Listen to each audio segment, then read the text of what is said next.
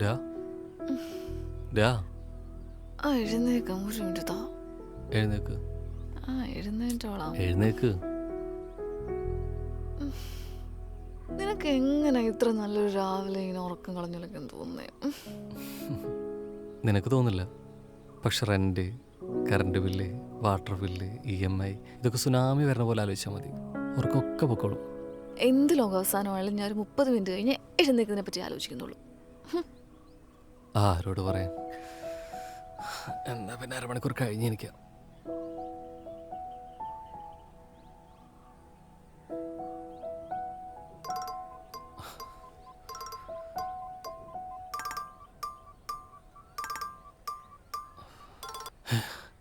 ഡാ 9 മണി എഴുന്നേക്ക്.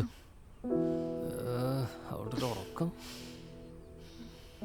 ഡേ എനിക്ക്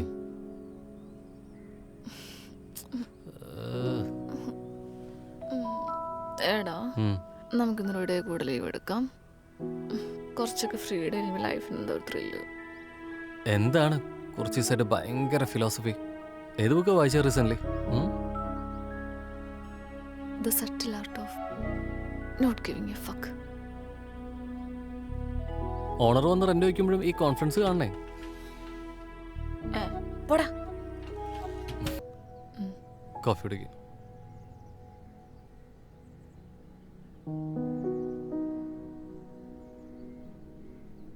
ഡാ എന്താ പറ്റിയ? പനിക്കുന്നുണ്ടോ? അപ്പൊ വേറെന്തോ ഉണ്ട്. ഓഹോ, അങ്ങനെയാണെ ഗസ് ചെയ്യ്. ഡേറ്റ് ആയത് നിനക്ക്? ഓ, അതൊന്നും അല്ല. Come on Sagar, bring something new.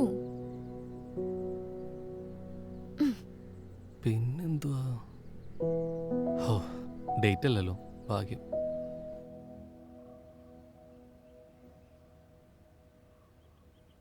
ആ വന്നല്ലോ.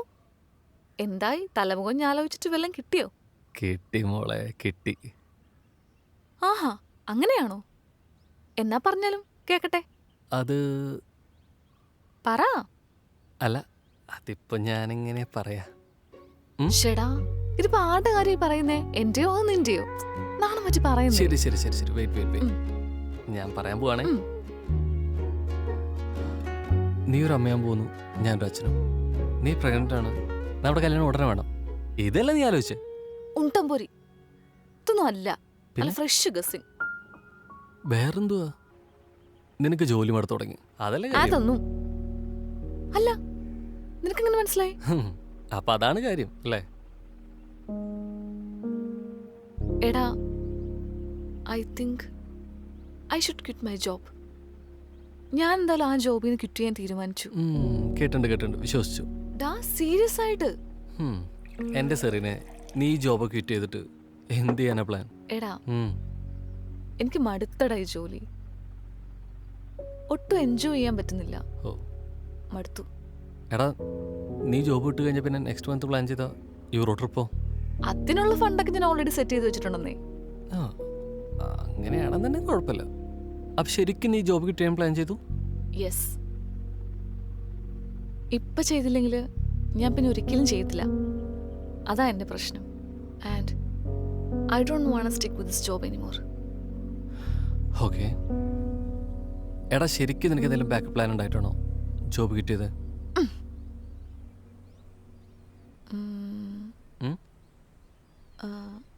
ബാക്കപ്പ് പ്ലാൻ ഒന്നുമല്ല, പക്ഷെ ഞാൻ പറഞ്ഞിട്ടില്ലേ, എനിക്ക് സിനിമ ചെയ്യണം. I want to be a film maker. Film making pursue ചെയ്യണം, അത്രേ ഉള്ളൂ. ജോബ് ക്വിറ്റ് ചെയ്താൽ എന്തൊക്കെ സംഭവിക്കാന്നൊക്കെ ഞാൻ കഴിഞ്ഞ ദിവസം ഇരുന്ന് ആലോചിച്ചു. എന്നിട്ട് ഓഫ് കോഴ്സ് എനിക്ക് മനസ്സിലായി. എന്റെ സേവിങ്സ് ഒക്കെ കുറയും, ഇൻകം ഒന്നും വരില്ല മന്ത്ലി. പക്ഷെ എനിക്കറിയാം, എനിക്ക് ഒരുപാട് സമയം കിട്ടും സിനിമ കാണാനും സിനിമ പഠിക്കാനും വായിക്കാനും. എനിക്കിത് പാഷൻ ഫോളോ ചെയ്യാൻ പറ്റും. എന്തായാലും കുറച്ച് ഷോർട്ട് ഫിലിംസ് ചെയ്യണം, പിന്നെ ഒരു ഫീച്ചർ ഫിലിം സ്ക്രിപ്റ്റ് ചെയ്യണം. എടാ, നീ ചെയ്യേ. കോളേജ് പഠിക്കുമ്പോൾ തന്നെ അത്യാവശ്യം ഫിലിം ക്ലബും വീഡിയോ എഡിറ്റിംഗും ഷോർട്ട് ഫിലിംസ് ഒക്കെ ചെയ്തതല്ലേ? It's a big step. Really proud of you dear. Thank you. Actually ജോബിന് കയറിയപ്പോൾ തൊട്ട് ആലോചിക്കുന്നതാ ഇടയ്ക്കൊക്കെ ബ്രേക്ക് എടുത്ത് സിനിമയ്ക്ക് വേണ്ടി ടൈം കൊടുക്കണം. പക്ഷെ കുറെ കാര്യങ്ങളോട് അതിങ്ങനെ നീണ്ടു പോയി. എന്തായാലും ഈ പ്രശ്നം കലക്കും. I will do it. എടാ, ജോബ് കിട്ടിയതുള്ള പ്രത്യാഘാതങ്ങളെ കുറിച്ച് നീ ആലോചിക്കണ്ട. നീ എന്തായാലും നിന്റെ പാഷൻ ഫോളോ ചെയ്യും. പിന്നെ ഞാനുണ്ടല്ലോ കൂടെ. So happy for you. I love you. I love you too. This means a lot. So cute. അതിപ്പോൾ ആർക്കറിയാത്ത എത്ര പിള്ളേർ പറഞ്ഞിരിക്കുന്നു. അയ്യടാ, ഡാ കെട്ടിപ്പിടിച്ച് കിടക്കണ വേഗം വാടപ്പെട്ടി. സമ്മതിക്കൂല.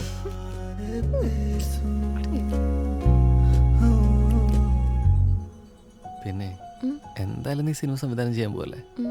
അപ്പൊ പിന്നെ ഞാനായിരിക്കല്ലോ നായകൻ അല്ലേ? പിന്നെ നീ തന്നെയാണ് നായകൻ. അല്ല, ആര് വേണം നായിക? അത് പിന്നെ ഐശ്വര്യലക്ഷ്മി ആയ കൊള്ളാം. എനിക്ക് ഭയങ്കര ഇഷ്ടം. നിനക്കറിയാലോ. നിനക്ക് റോളും ഇല്ല, നായികയില്ല. അല്ലല്ല, അതല്ല.